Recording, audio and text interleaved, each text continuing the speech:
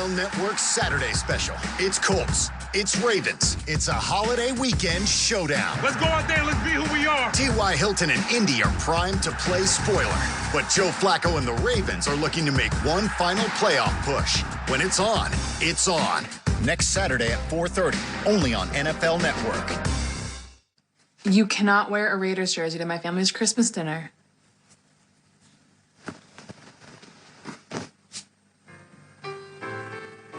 Just turn the lights off.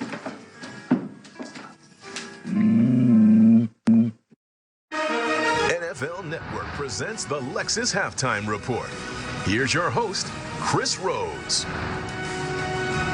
Melvin Gordon is the third Charger to have consecutive seasons with at least 1,200 scrimmage yards and 10 touchdowns. The other two are in Canton, Lance Allworth, and the man sitting to my left, LaDainian Tomlinson. With that, we welcome you to the Lexus Halftime Report. I'm Chris Rhodes. So Chiefs fans are sitting there wondering, what the heck? We have the ball on their side of the field, 46 seconds left, all three timeouts. We settled for a 52-yard field goal that we missed. Yep. What happened? Well, the Chiefs are known to be a conservative team, but I think the concern for them was a little bit, the Chargers had just scored, and so you're thinking we don't want them to take the momentum into halftime. What if we go back out, turn the ball over right away, the Chargers go back down and score, and now they completely have the momentum going into halftime, and we're down. So I can understand being conservative a little bit. And also, you got Alex Smith. He's not Aaron Rodgers, right? Although he has thrown for 182 yards here in the first half. Phillip Rivers, you understand his mentality better than anybody. Yeah. Even though they're down 4 at the break, how's the Chargers offense feeling? Well, I think they're a little concerned because Phillip has gotten off his spot. The Chiefs have done a terrific job of getting Phillip off his spot and mixing up coverages and blitzes. Sometimes they're blitzing 4 people.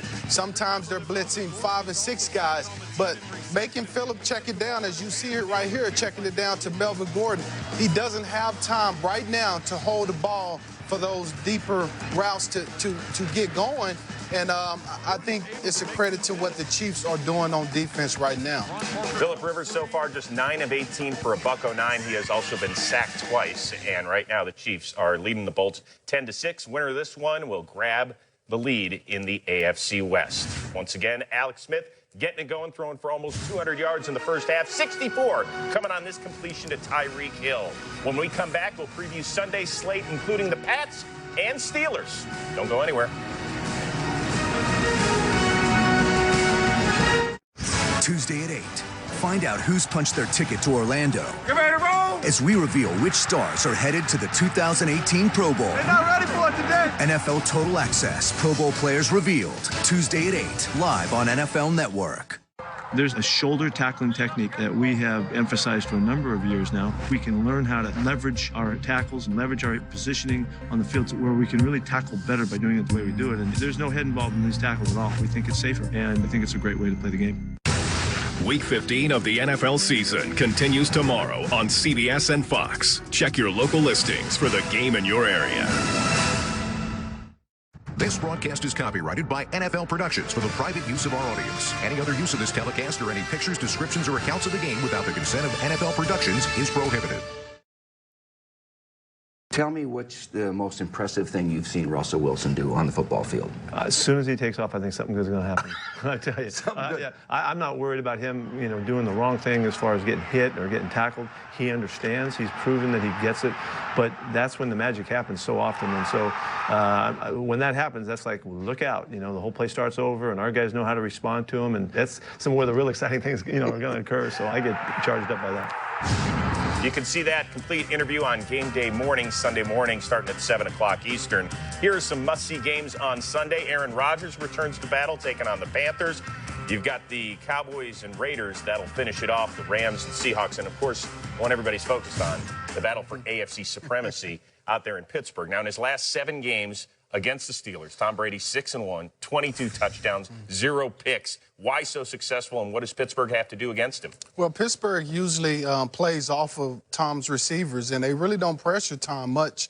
They have to change that. Their game plan that they're used to doing, they're going to have to totally change it. They're going to have to pressure Tom Brady, try to get him off the spot. But more importantly, you see here what Miami did last week. They were able to get him off the spot and get to him. But more importantly, they have to beat these receivers up at the line of scrimmage, disrupt their timing.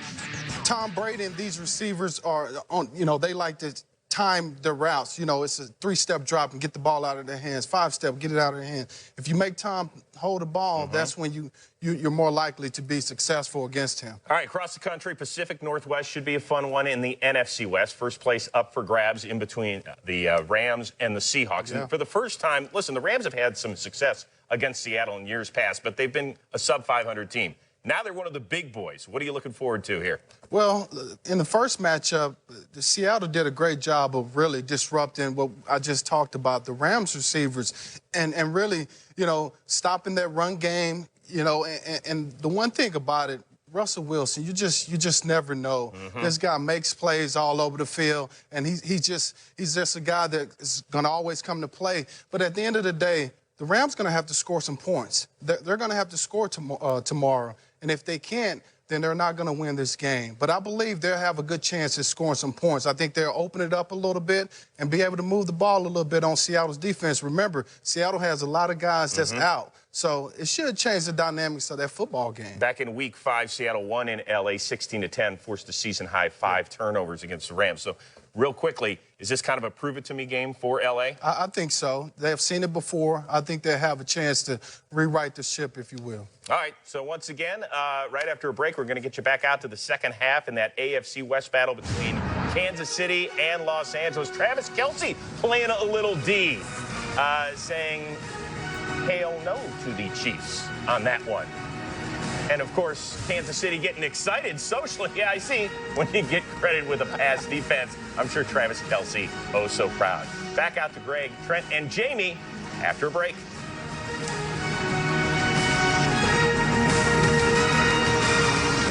Thank you for watching the Lexus Halftime Report.